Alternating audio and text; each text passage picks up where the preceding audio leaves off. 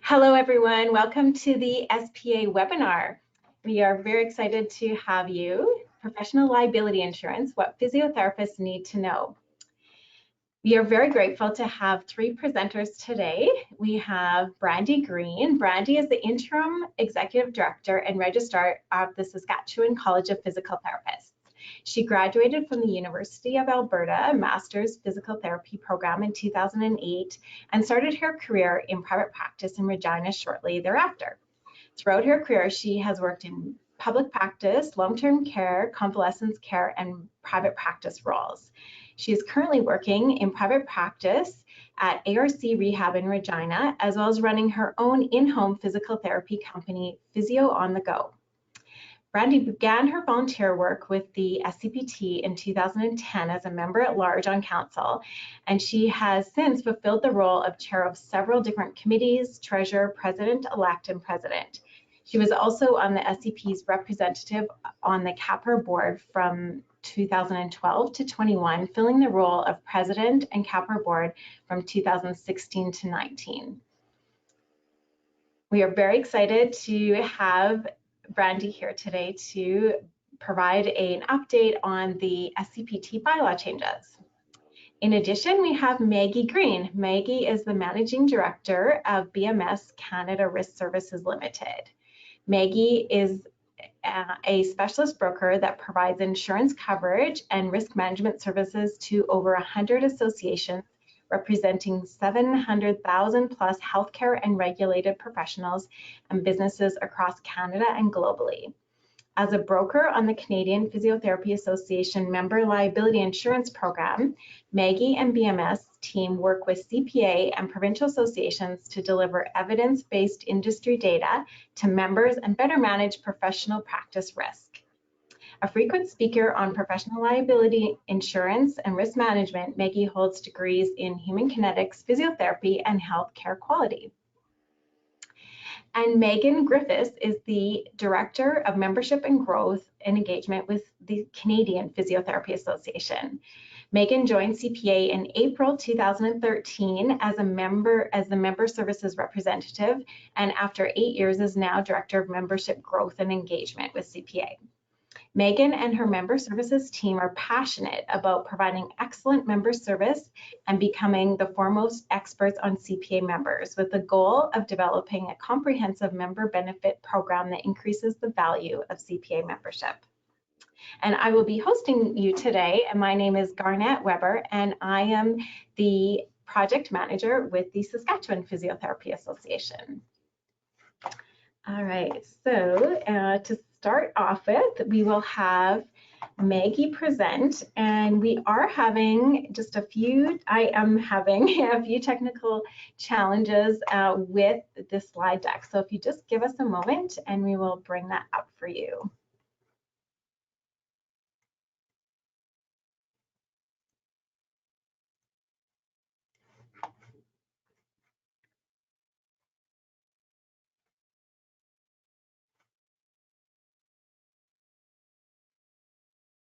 Great, go ahead, Maggie.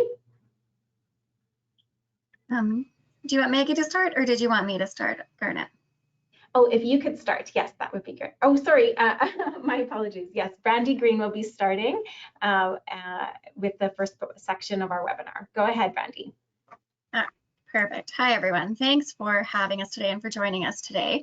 Hopefully this will be quite informative, and I appreciate Garnett reaching out to all of us to organize this, especially coming from the SCPT perspective, where we will be implementing some new bylaws for you guys coming up at renewals this year. So I'm going to speak to those bylaw changes just to help inform you of what is going to be expected, and then Maggie and Megan will fill in kind of the reasons of why the SCPT has decided to implement these and how your insurance or different insurance might be offering these things and additional policy cases that would be beneficial to consider when you're choosing your private insurance. So the first bylaw that has been passed already, this bylaw, this is what our regulatory bylaw 12 states currently in our regulatory bylaws.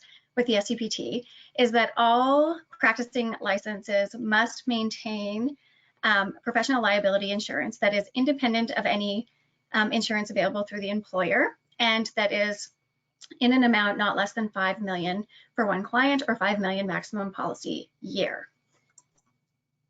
And so this was changed as of AGM last year. So at AGM in September 2020, the SCPT membership did vote to change this bylaw to require all members to have that independent insurance. Previously, you could have insurance that was paid for by your employer and provided by your employer.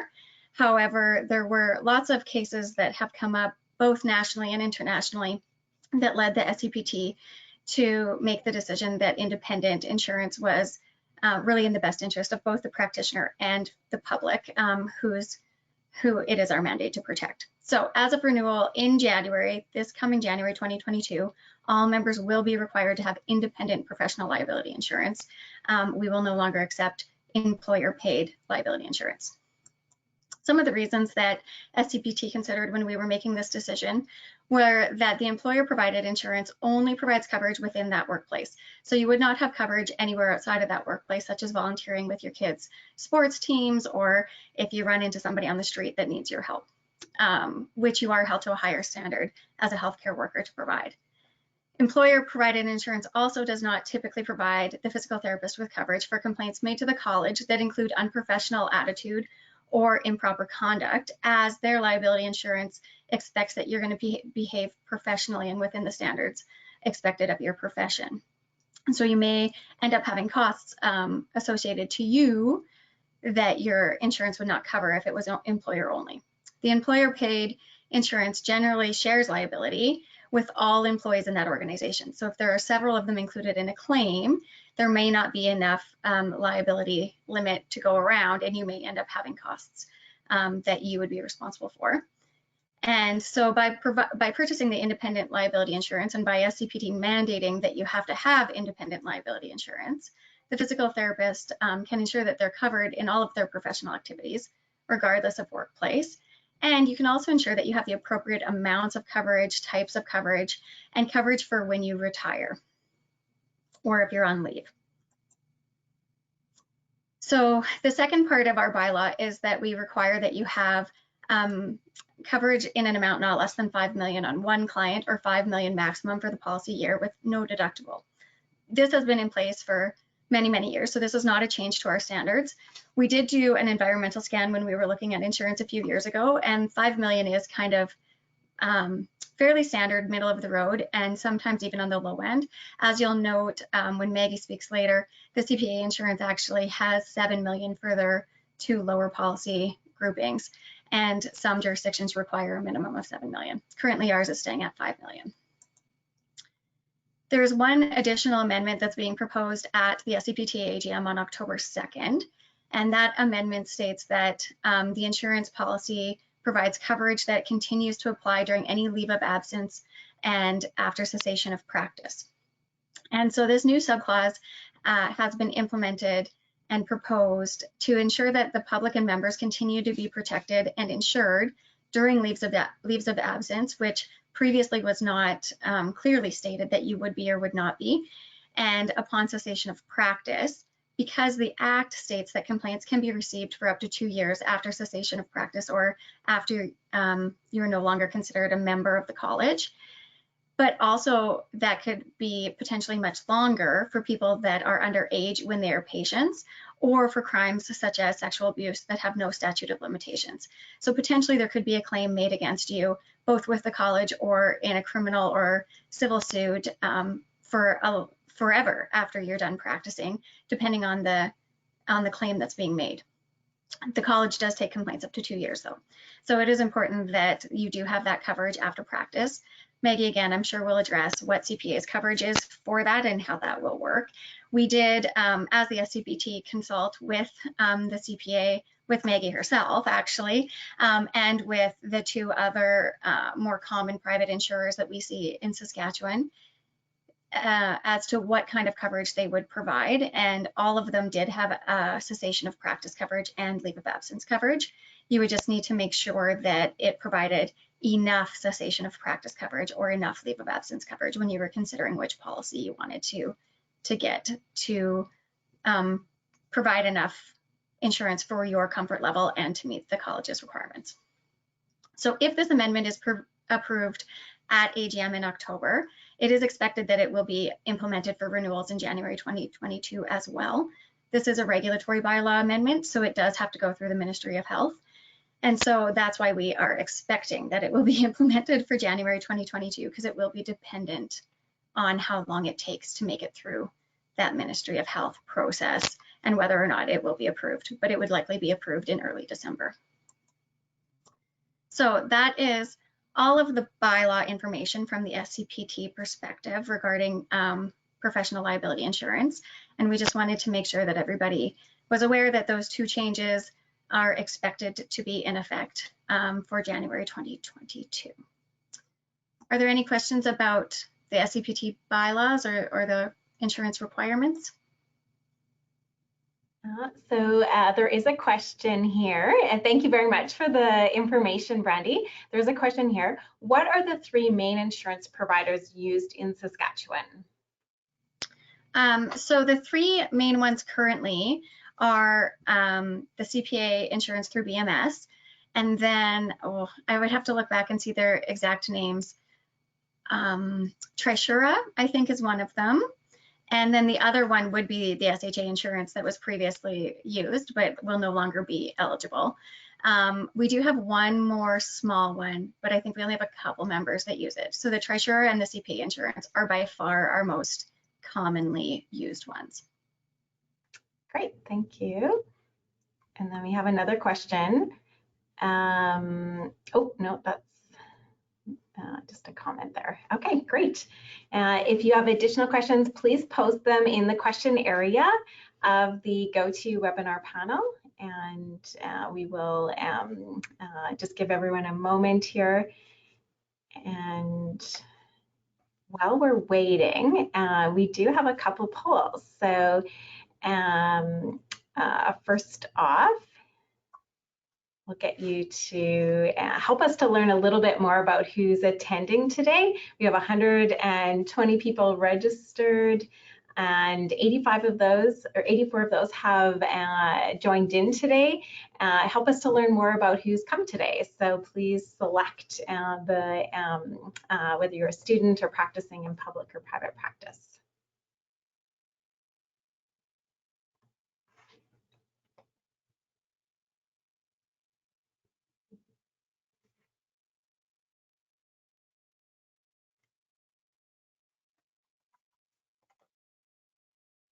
Great, and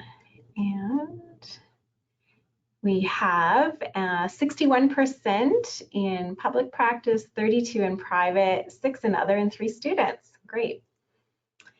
All right, and next we have another question for Maggie. Can BMS insurance be accessed without a CPA membership? So actually we will, I can speak to that one, and we'll talk more about that with the other presenters. So the BMS insurance package is associated with the CPA and SPA membership. All right. There is a question here. Brandy, what was the comment about criminal record checks?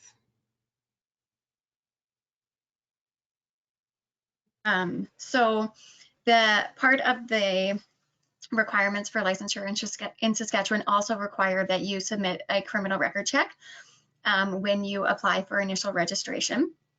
And then once you are registered, every year after renewal, we do criminal record check audits. And so there's a 10% of our membership that gets audited every year for criminal record checks. And when you get audited, you then have to submit and we review it. So it is a requirement for licensure that you submit that criminal record check at initial registration. And that's just part of that same bylaw section, section 12 in our regulatory bylaws. Does that make sense? Yes, yeah, perfect, thank you. All right, so next up, our next presenter is Maggie Green with BMS. And actually, thank you very much for doing this slideshow, Brandy, and I can take over from here. So we'll just switch the sharing here. Perfect. Thanks, everyone. And thank you for inviting me to be part of today and to share a little bit of information about not only the CPA program, but a little bit about professional liability insurance more generally. There we go. So we're going to be talking about, Garnett, you can move to the next slide if you don't mind. As I mentioned, professional liability insurance. So, you know, it's a regulatory requirement. The regulations are changing with respect to the nuances of the professional liability insurance, but we'll give a little bit of an overview today about why this type of insurance is important for practice and why it is a regulatory requirement, as well as go into some of the types of claims that we see trigger under a professional liability insurance policy. And I'll be speaking specifically to the claims that are made under the CPA program. So, you know, there are over 11,000 participants annually in that program. We have a lot of data to pull from. So I expect it would be fairly representative to the other insurers who are insuring physiotherapists. But just a caveat, it is about the CPA insurance program. We'll talk a little bit about the program features through the CPA's program, which, you know, you get some information about this and you'll be able to look at this alongside one of the other providers if you're considering an alternate. I know you've mentioned a few of them earlier on. So just it gives you that information that you need to be able to identify what features you should be looking for and to understand a little bit more about the coverage. And then why it's important to have an individual policy or your own personal insurance. I know Brandy mentioned a number of the key reasons. We'll just go over a few of those with you as well. So a little bit about BMS, that's the next slide. We had a really nice intro from Garnett earlier on. We've been working with physical therapists and CPA and SPA for almost 10 years now. In addition to that, we work with many other regulated professionals across Canada and globally. We are the broker for the physiotherapy program in New Zealand and Australia as well. So there's a lot of ties to the physiotherapy profession through BMS as a brokerage.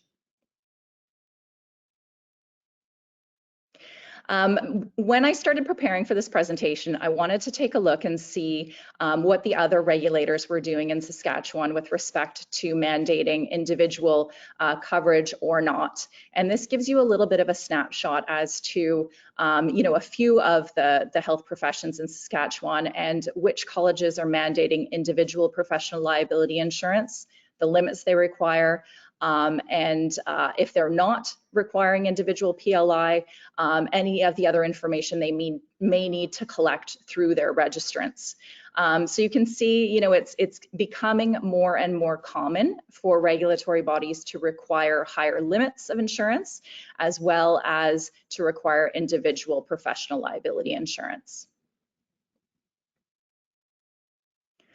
So why do you need professional liability insurance? The main reason that people think about professional liability insurance is for protection against negligence claims that are made in civil court. So this would be a circumstance where perhaps you are working with a patient and the patient sustains an injury and they are looking to recover financially from you because of that injury, alleging that is your negligence or error or omission that caused them to become injured in the first place. So that's kind of the most common thing that we think about when we think about professional liability or errors and omissions insurance. To provide a bit of a claims example, and we're pulling from actual claims examples that we do see across the program. So in this circumstance, the patient is doing some balance exercises, falls off the balance board, she fractures her wrist and suffers a head injury. The patient then sought a lawyer, alleging that the exercises you prescribed her were not appropriate and that you were not close enough to supervise her properly when she was in the gym carrying out her exercises. So in this circumstance, as an insured physiotherapist or physical therapist, you would want your professional liability insurance policy to cover the costs of your legal defense. So to be able to hire a lawyer and pay for the legal bills associated with defending you, as well as any of the patient compensation damages or settlement costs that may be awarded to the patient. So things like pain and suffering, costs of wage replacement if they're unable to return to work due to the injury, if they've had to have modifications made to their home because of the injury and those costs are awarded against you, you would want to turn to your professional liability insurance policy and have coverage for that. A few other examples that we have seen across the program that are fairly common, using electrophysical agents. So using hot packs, using ultrasound. We see a fair amount of injuries where patients sustain an injury related to that. So in the circumstance of burn from a hot pack, it's more common than one would think, as well as needling or acupuncture injuries. We see claims related to pneumothorax, related to acupuncture. We've had claims where needles have been, someone's forgotten to remove the needles, and there's been an adverse outcome because of that. As well as falls. That's relatively common as well. So falling off a treatment table, falling when doing exercises, and then the patient sustains injuries as a result of that. So same sort of circumstance, you're looking for recovery of your legal defense costs, or to have your policy pick those up on the onset to pay for your legal bills, as well as any of those damages or settlement or compensation costs. So I think the next slide, yeah, it shows a bit of a breakdown as to the types of claims that we see under the CPA program. So this is based on data since, I think it's back to 2009, looking at all the claims that are made under the program. And civil, you see right there, that's the type of claim we were just talking about. It represents just under 50% of the claims that are made on the CPA program. You see a little sliver there for criminal claims, a few where they have just kind of come through and they haven't yet been classified. But the bulk of the claims that we see on this program are regulatory legal expense claims, or in other words, kind of complaints made to your regulatory body or to your college. So we'll talk about that on the next few slides. So those regulatory legal expense claims, those college complaints that make up more than 50% of the claims against physiotherapists across Canada, this is where someone has made a complaint against you to your regulatory body. This could be your patient, this could be a family member of a patient, it could be a third-party payer, it could be an employer, it could be a colleague. Ultimately, anyone is able to bring a complaint forward against a physical therapist to their regulatory body, similarly to the other health professions and other regulated professions across the country. Criminal claims, this would be where there are allegations of a criminal nature related to the delivery of your professional services. So we'll go into a claims example a little bit later on in the deck, but what we see in this circumstance are either sexual assault or fraud. That would be what would trigger a criminal claim under a professional liability insurance policy. So college complaints. In this circumstance, this example is of a physical therapist who inappropriately accessed the personal health information of someone who was not within her circle of care. So can't do that. You are not, you don't have the right to access that health information if you are not involved in that person's treatment. Not only did she kind of delve into information she shouldn't have, she also disclosed that to someone else. So in this circumstance, the college investigated and the matter was referred to a disciplinary hearing. And ultimately, the physical therapist was found guilty of professional misconduct and violating patient confidentiality. She sustained a suspension of 14 weeks and had to complete an ethics course. In this circumstance, because the college cannot award settlement damages and whatnot to the patient who's complaining, what you need to bear are the costs of your legal defense. So to hire a lawyer to help you draft that initial response back to the college, to have a lawyer alongside you throughout the investigation process, to have a lawyer representing you throughout the disciplinary hearing process. All of that costs money, and that would be paid for by your own individual professional liability insurance policy. So something to look at when you're comparing one policy to another. There are a few other college complaint examples on this next slide here. Again, sort of similar to what we see on this program. So complaints about improper billing. There's, sometimes people are in a bad way and they can get upset about things that seem as simple as you not being on time for your appointment, or your office not being as clean as someone would expect. So people have made complaints to the regulatory bodies about that kind of thing, as well as something as serious as boundary violations. So entering into relationships with patients or former patients. Often that will turn into a college complaint as well. So again, you'll want access to a lawyer. You'd want coverage for your legal defense costs throughout the full process. It can cost anywhere from tens of thousands to, we've seen one claim that hit $200,000 in regulatory legal costs to defend themselves throughout the complaints process. So it's not necessarily a small matter. And then criminal claims, it's not often that we see this, but it does happen, particularly in a profession where you may be a hands-on profession, or you may have a patient behind a closed door. This type of allegation can come forward. And a criminal claim would be if criminal charges are laid against you because of an action that took place throughout the therapeutic relationship with the patient. So it can't be unrelated to your delivery of professional services. It has to tie back into your delivery of professional services.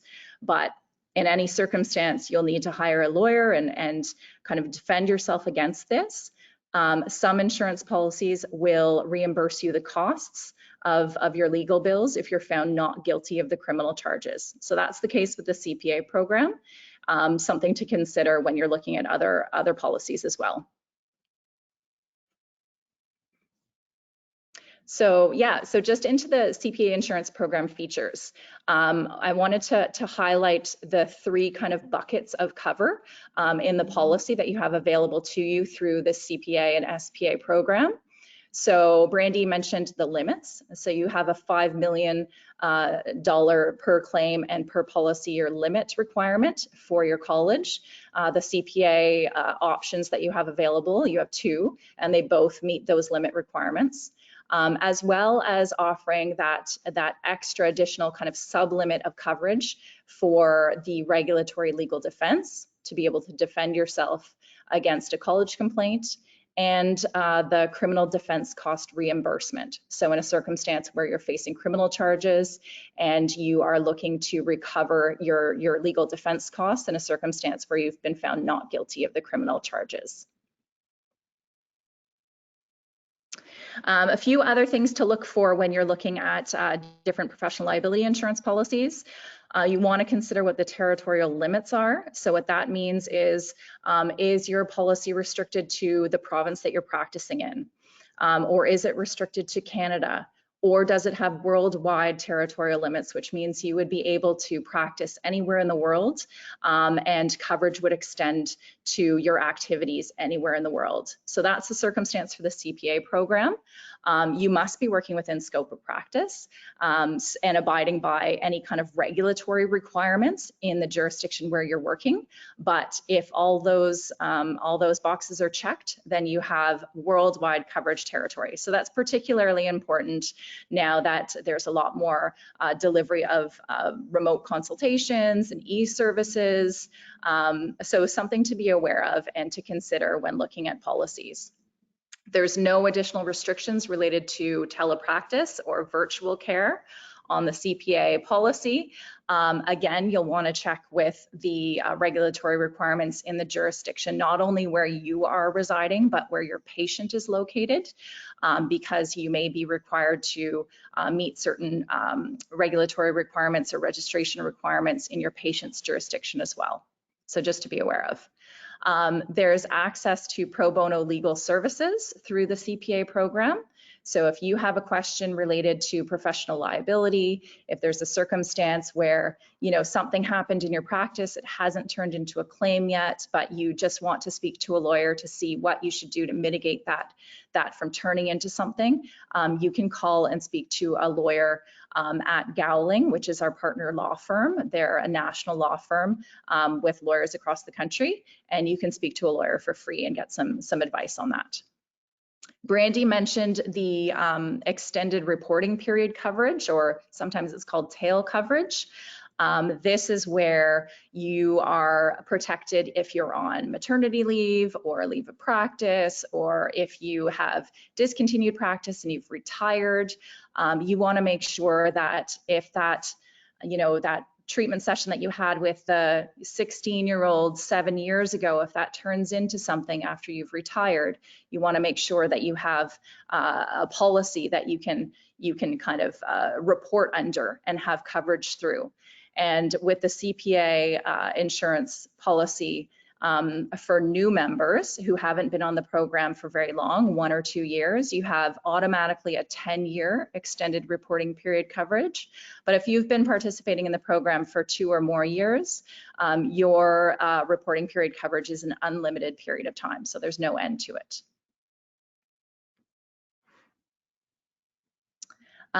We'll spend a few minutes, the last few minutes, talking about the importance of individual insurance coverage, because this is the big change that you guys are facing. Brandy went into a few of the reasons why this is an important decision to make, and has been made not just for public protection, but why it's important for yourself as well as a physical therapist. So Brandy mentioned that an employer's policy doesn't generally include coverage for defensive regulatory claims, and that's the case that we've seen across health regions, across hospital policies. Generally, the policies that your hospital or health authority would hold for you as an employee would only cover the costs associated with civil claims. So whenever we get into any other types of coverage elements, like the complaints to the college or criminal defense reimbursement, generally there is no coverage under your employer's policy for that.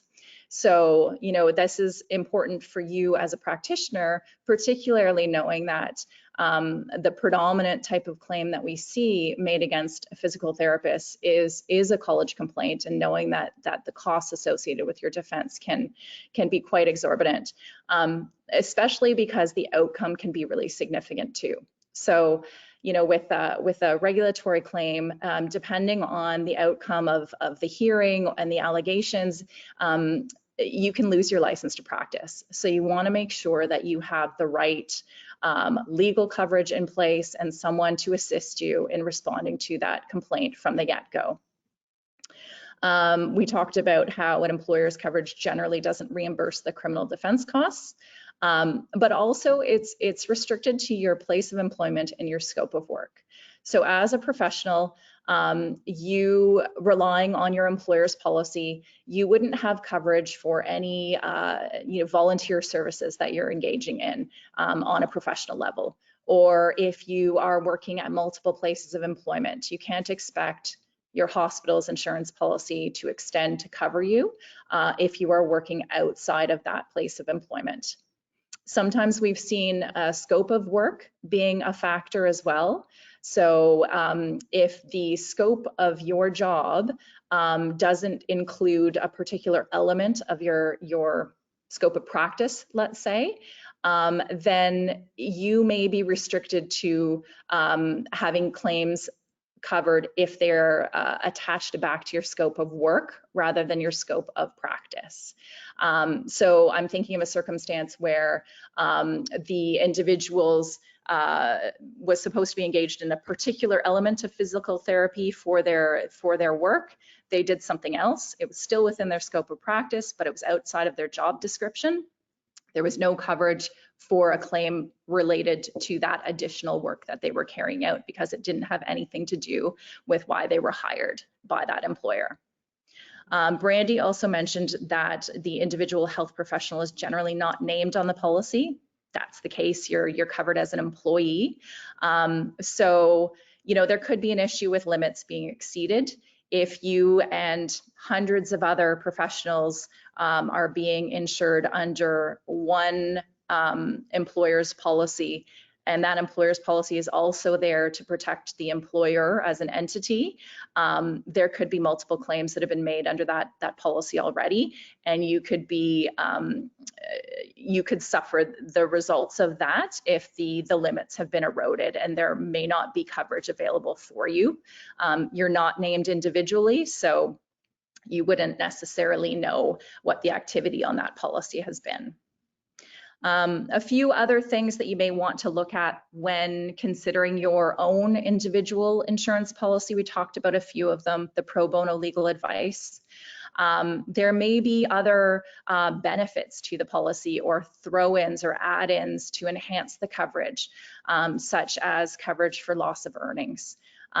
So this is where you would have to perhaps take time off work to be able to meet with your lawyer and strategize on the way you are going to move forward with your defense. Or you have to meet with the lawyer to attend a disciplinary hearing at the college, and you've had to take time off work because of that. On some policies, you can claim loss of earnings. So, something to consider.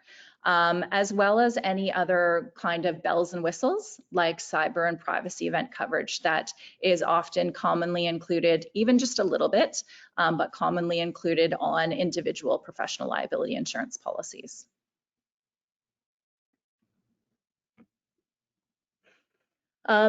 This gives you some kind of practical reasons why you may want to have your own individual insurance policy. So these are scenarios that have actually transpired. A physical therapist has moved from the private practice setting to the hospital setting. And 2 years later, the PT is sued by a patient he had previously treated while in private practice. You can't turn to your hospital's insurance policy to defend in that circumstance. That has nothing to do with your work for the hospital. It has everything to do with the work that you did in your past private practice. And so there was no coverage in this circumstance for this individual who was relying on their hospital's policy.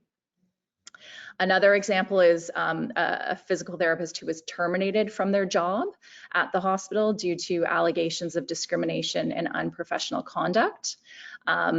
Employers have an obligation to notify the college. There's mandatory reports attached to things like termination for unprofessional conduct reasons. So this employer notified the college in accordance with the mandatory reporting requirements.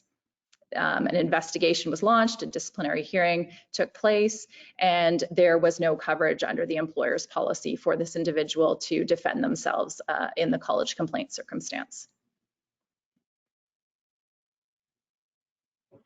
I think this is getting to be my last slide, and I'll turn it over to Megan. But just a few other things to consider. And mostly, I think this would be considerations for public protection. Things like, there's no individual limits of liability, and the limits are shared with an employer's policy. So the idea of the limits not being there for an individual who has been injured and should have access to recover damages from the party at fault, if there's no insurance policy in place to award those damages, that patient could be left in the lurch. And the individual PT may not have the personal financial assets to satisfy that. So again, this is why you would want to get your own insurance policy so that you don't have to dig into your pocket in that type of circumstance and pay out of pocket. We talked about working at multiple employment sites and volunteer activities, working outside of the scope of work, and having the policy limits exceeded. So those are a lot of the key reasons why for the public it would be in the best interest for individuals to hold their own insurance policies as well. Great, thank you so much, Maggie. All right, so we have a few questions. Please enter your questions into the question area of the GoToWebinar panel. So first off, please clarify if my understanding is correct. For the CPA insurance provided through BMS, for regulatory claims, you will be reimbursed whether you are guilty or innocent, but with criminal claims, you will only be reimbursed if found not guilty. So that's almost right. So the second part is correct. With criminal allegations, you would be paying for your own legal defense. And if you are found not guilty, you could recover and be reimbursed the cost of your legal defense. Now, with a regulatory complaint, you're not out of pocket at all. It's a first dollar defense. You don't have to pay for the lawyer. The insurer and the claims adjuster will facilitate that for you. They'll put you in touch with the right legal counsel, and they will start paying the bills right off the onset, regardless of what the outcome of that college complaint is. So you could lose your license because there was, a claim that was well-founded, and the finding could be against you, and you would still have coverage for that entire defense. You would not be required to pay anything back, and you wouldn't have to pay out of pocket because it's paid on a first dollar basis. Great, thank you. And next question, if I'm retired but volunteering, helping in a sport with a sports team, but not in an official capacity as a physio, but do use some of my skills I learned over the years as a physio. If I'm no longer licensed as a physio and don't represent myself as one anymore, am I still held to the standards of the college? Do I require liability insurance any more than an ordinary volunteer? That is a fantastic question. And I, because of the intricacy of it, I would probably want to take that offline and have that individual reach out to us to go through all the nuances of it. And the reason I say that is because if you have discontinued practice, you're no longer registered with the college, the extended reporting period coverage is there for you. It's intended to respond to claims that are brought forward after you have discontinued practice, but that are based on the activities that you carried out when you were working. So in this individual circumstance, the extended reporting period coverage wouldn't apply if the claim was related to their volunteer work with the sports team. So, it's a bit of an interesting situation, and I would encourage that individual to reach out to us. I think, you can get the information off the CPA website or SPA's website, but ultimately, I think we just need to have a bit of a conversation about that. Great, thanks, Maggie. And another question here, do insurance rates go up after any legal defense need or request? That's another great question. So typically they do, right? So you can think of, your car insurance, or if you've had a water damage in your home, you might see some changes to your insurance rates because of that. This is a group program, so there's a lot of buffer, and individuals aren't penalized for claims activity. So if you have had a claim, you've made a claim under the policy, you will see the same rates next year as your peers. It's a group program rating basis, and I don't think we have ever seen a circumstance where one individual CPA member has been pulled from that group because of claims activity and was charged a different rate. Great. And we have another poll that we're going to launch just to help us to learn more about our audience here. All right, another question here. If an employer buys an insurance policy in 2021 and a claim is made for something that happened in 2018, will the current policy cover that? With the extended reporting, if the individual is no longer under the policy and a claim is made for something that happened during the period the individual had the policy, does this extended reporting apply? I'm sorry, Garnet, you completely lost me about halfway through the question. I was with you for the first little bit with a policy that was put in place in 2021, and a claim comes forward based on something that happened in 2018, if I'm not mistaken. That was the first part of the question. Yeah, let's divide it up. So let's go with that as the first question. Okay, so with I'm going to speak about the CPA policy because that's what I'm familiar with, but this is something you want to check if you're with a different provider. The CPA policy is what's called a claims made policy. That's the way most professional liability insurance policies are written. And what that means is the policy in place when the claim comes forward is the policy that will respond regardless of when the incident took place. So in this circumstance where you have coverage in place in 2021 and a claim comes forward against you in 2021, but based on your practice in 2018, the CPA policy would respond. If that helps for that first part of the question. Yes, and I believe that also answers the second part where they're asking if that extended reporting would assist for something that occurred during the period the individual had the policy. The extended reporting is really only intended to kick in if you've left practice.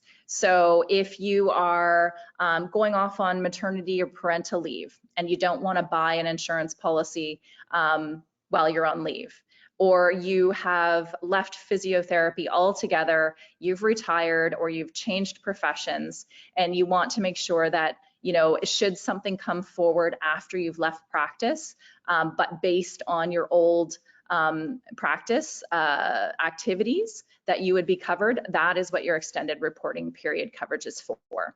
So ultimately what it means is that if you've left practice today and 2 years from now, a claim comes forward against you from 2020, let's say, you could turn around and call your insurance broker and your insurer from your last active policy and have it reported under that. Great. As a private clinic, does my liability insurance cover commercial general liability claims that happened in the clinic? Yeah, another great question. And I didn't speak at all about commercial general liability insurance. So that is a completely separate type of policy that business owners and independent contractors would want to consider because it protects you for something completely different. So a commercial general liability insurance policy, or a CGL policy, is sometimes called a slip and fall policy, because that is the insurance that would respond if someone were walking through your office space, they slipped on a wet floor and broke their leg, and we're looking to recover from you because of that injury. It has nothing to do with your professional service delivery. You haven't had, you know, it's nothing to do with that patient practitioner interaction. They are a third party who is looking to recover from you because of a bodily injury. So that is sort of the crux of a commercial general liability insurance policy.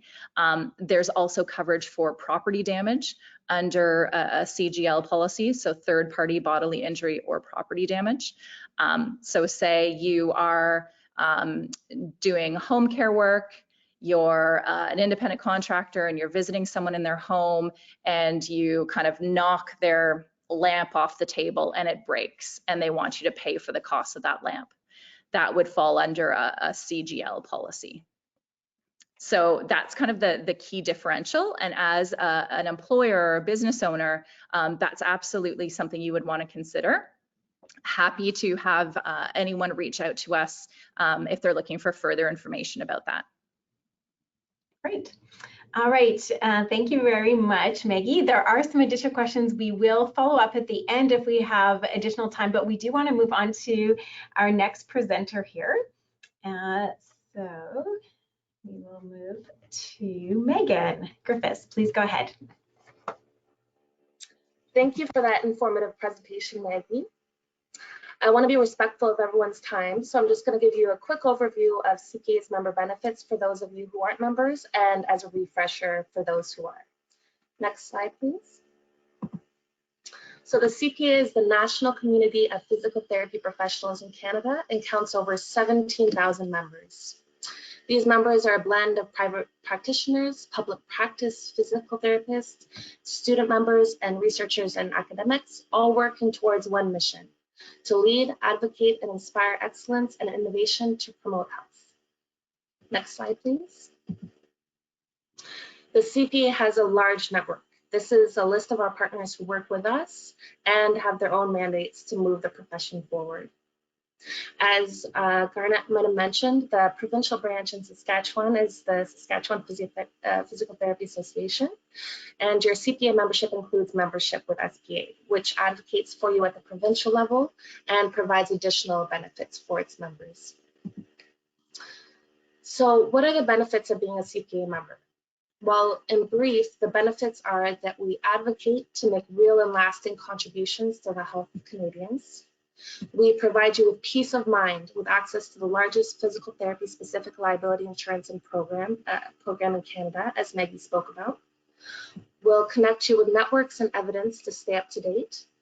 We'll grant you access to free or discounted professional development to expand your skill set and provide proof of continuing professional development to your college. And we help you save on your expenses with member discounts as well. Next slide, please. So the piece we hear about the most from our members is our advocacy.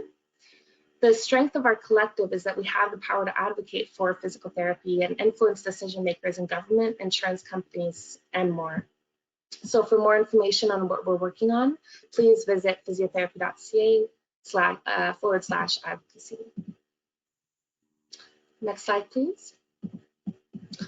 We also provide our members with free access to ortho evidence, our journal, Physiotherapy Canada, and our magazine, Physiotherapy Practice. Next slide, please. We have 14 specialty divisions, which you can see here.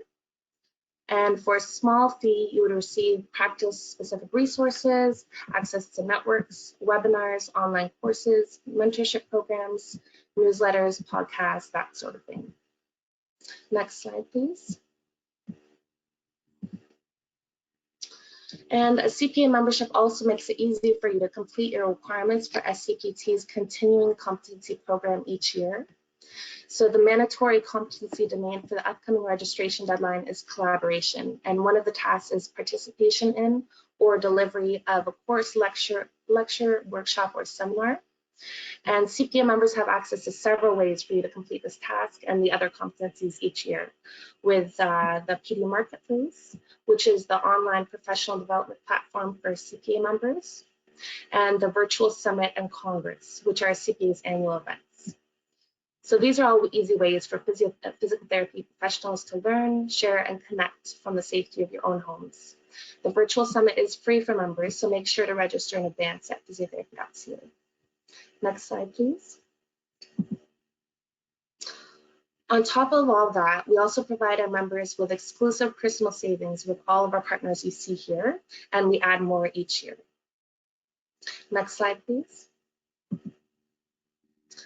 By joining the CPA, you contribute to, are supported by, and join a vast network of professionals who influence health through physical therapy across the country. The more physical therapists that are members of CPA, the stronger our voice becomes. Next slide, please. So you can join our community today by clicking on Become a Member at physiotherapy.ca. Thank you for your time, everyone. Does anyone have any questions?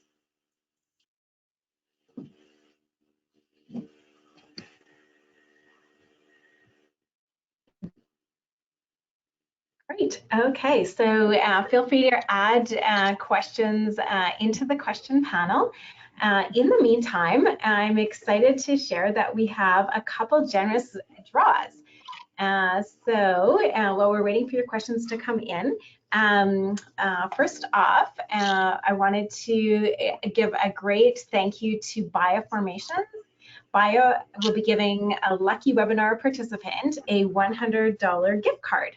So we'll make a draw here.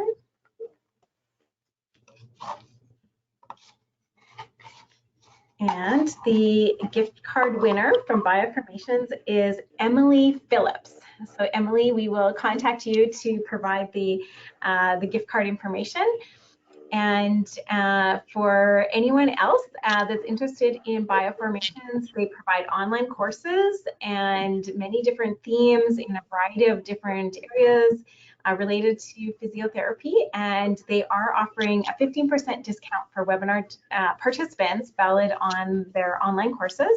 And we'll send that in a follow-up email so you can use that discount code to register for their courses and take advantage of that discount. The other free draw that we have is for a CPA, the annual membership of CPA, so the CPA portion of your annual membership fee. And we will make a draw here. And the winner is Mark Reynolds. So we will follow up and share information on how to access that. So congratulations to Emily Phillips and Mark Reynolds. All right, so just finishing off with our final questions. Is the webinar recorded? Yes, the webinar has been recorded, and we will share a link to the recording.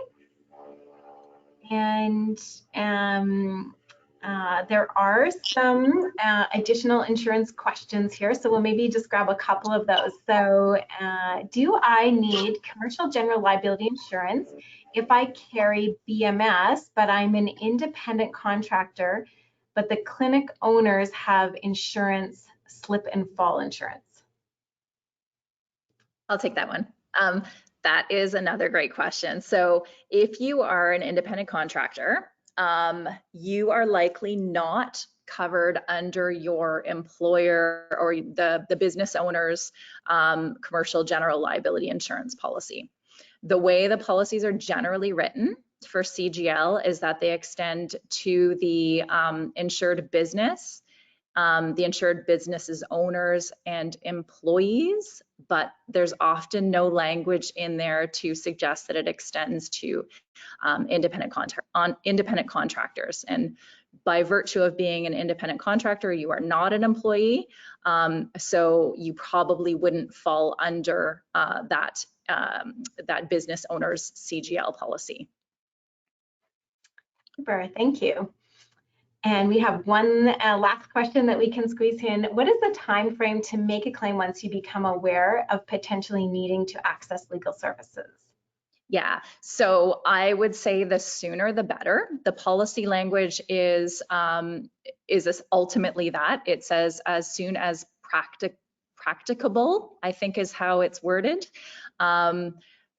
Ultimately, if you are the recipient of a letter from your college indicating that there has been a complaint made against you, or if you're served with a statement of claim from a lawyer because of a patient injury, I would suggest that you report that right away. There really isn't any downside to doing that. It's not going to cause a premium hike for you as an individual because you're reporting a claim. In fact, you have an obligation to. It's part of your insurance contract. And you're supposed to even notify of any circumstances that could lead to a claim. So if something has happened and you are worried that it will turn into a claim, we would suggest that you report straight away. Great, thank you, Maggie. And a huge thank you to Maggie, Megan, and Brandy. They did an excellent job of sharing very important information for our profession.